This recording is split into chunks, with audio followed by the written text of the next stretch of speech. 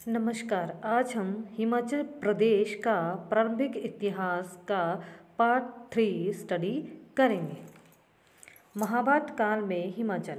इस काल में आर्य संस्कृति एवं राजनीति का जनपदों, कुलिंदों और औदुंबरों पर स्पष्ट प्रभाव पड़ा। महाभारत में उल्लेख है कि त्रिगत के राजा सुशर्म ने युगंधरा जालंधर को छोड़कर नगरकोट कांगड़ा में अपनी राजधानी स्थापित की।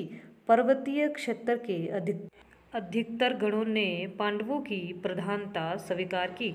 इसी समय हिमाचल का पर्वतीय क्षेत्र आर्यव्रत देश में शामिल हुआ। इसमें पेपर पॉइंट ऑफ व्यू से है कि तिब्बत के राजा सुशर्म ने जालंधर को छोड़कर नगरकोट में अपनी राजधानी स्थापित की। बौद्ध काल में स्थिति। संपूर्ण देश में वैदिक धर्म में अनेक विकार और कुरीतियां आने के कारण हिमाचल में भी बौद्ध तथा जैन धर्म का प्रचार हुआ। बौद्ध काल 600 वर्ष ईस्वी में महात्मा बुद्ध अपने अनुयायियों के साथ कांगड़ा, मंडी, लाहौल और कुल्लू देश आए।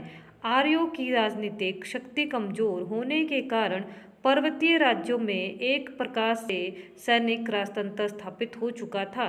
पाणिनि ने अष्टाध्यायी में इन्हें आयुधजीवी संघों की संज्ञा दी है। संघों के वयस्क सदस्य शस्त्रधारी होते थे।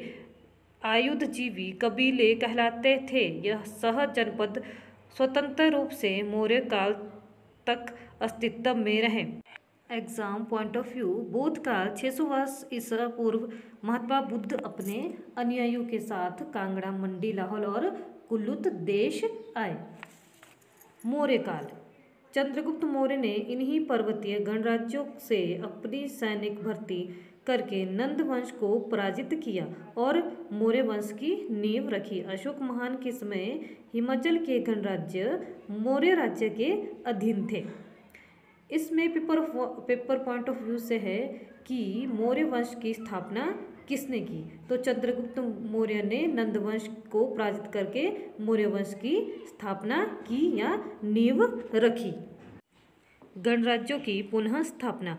मौर्य साम्राज्य का पतन हो चुका था। विदेशी शासकों ने इन पर्वतीय क्षेत्रों में अधिक रुचि नहीं दिखाई। वे कुछ समय के बाद वापस चले गए। इसी काल के आसपास कुल्लू, कुलिंद, त्रिगत, औदुंबर, गंधर्व इत्यादि ने पुनः अपने युद्ध कौशल का परिचय देकर अपने को स्थापित किया। लगभग 200 वर्षों तक इन क्षेत्रों में शासन चलता रहा। राजा की उपाधि और हिंदू नामकरण की प्रथा पुनः जीवित हुई। गुप्त साम्राज्य। 4वीं शताब्दी के में चंद्रगुप्त ने इस साम्राज्य की स्थापना की। गुप्त शासन को स्वर्ण युग का नाम भी दिया जाता है। इसी काल में विदेशी आक्रमणों का मुकाबला और विशाल राज्य की स्थापना एक परंपरा बन गई थी। लगभग 340 ईस्वी में समुद्रगुप्त के इस विजय अभियान का उल्लेख इलाहाबाद में स्थित अशोक के शिलास्तंभ से मिलता है। शिलालेख में भद्र, त्रिगत, औदुंबर और कुल्लू का उल्लेख है। समुद्रगुप्त ने इन सभी भागों को जीतने के पश्चात उनसे कर वसूल किया, किंतु इन राज्यों को इनके शासकों को ही वापस कर दिया था। पेपर पॉइंट ऑफ व्यू से चंद्रगुप्त ने गुप्त साम्राज्य की स्थापना की। समुद्रगुप्त के विजय अभियान का उल्लेख इलाहाबाद में स्थित अशोक के शिला स्तंभ से मिलता है। हुणों के आक्रमण। कुमारगुप्त प्रथम के शासन के समय उत्तर पश्चिमी हिमालय की घाटियों की ओर से हुण नामक कुकर्मा जाति के लोगों के आक्रमण हुए। कुमारगुप्त के पुत्र स्कंदगुप्त ने अपने शौर्य, वीरता और युद्ध क्षमता से इन आक्रमणों को सफल नहीं होने दिया, परंतु धीरे धीरे गुप्त साम्राज्य का प्रभुत्व घटने के बाद हुणों के आक्रमण अधिक होने लगे। लगभग 521 ईस्वी में हुणों ने तोरमान के नेतृत्व में पंजाब और पश्चिमी हिमालय पर आक्रमण किए।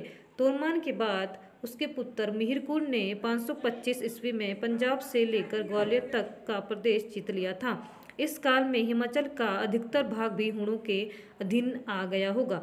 मिहिरकुल की बढ़ती शक्ति को देखकर मगध सम्राट नरसिंहगुप्त, बालादित्य और यशोवर्मन ने उसे मिलकर हरा दिया। मिहिरकुल और हुणों की शक्ति कुछ समय के लिए ही पहाड़ी राज्यों पर अपना प्रभुत्व जमा सकी। Paper point of view.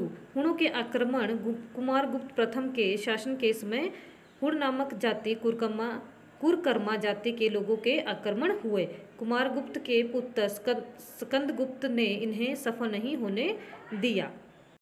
Harshvardhan का प्रभाव। सन 606 के लगभग गुप्त शासन के अवशेषों पर हर्षवर्धन ने अपना राज्य संगठित किया। चीनी यात्री ह्वेनत्सांग ने अपने यात्रा विवरण में लिखा है कि हर्षवर्धन 6 वर्षों तक युद्ध करता रहा। उसके शासन के समय हिमालय में कुमायूं से लेकर जम्मू तक के छोटे छोटे राज्य को जीत लिया गया। हर्षवर्धन का शासन शांति और समृद्धि से भरपूर था। इसी दौरान ह्वेनत्सांग ने त्रिगत राज्य का उल्लेख किया है। राज्य की राजधानी उस समय भरमौर थी।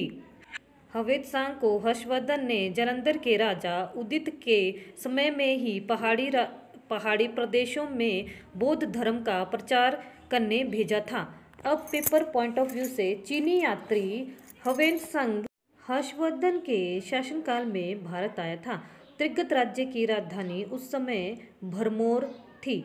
ह्वेनत्सांग को हर्षवर्धन ने बौद्ध धर्म का प्रचार करने के लिए भेजा था। धन्यवाद।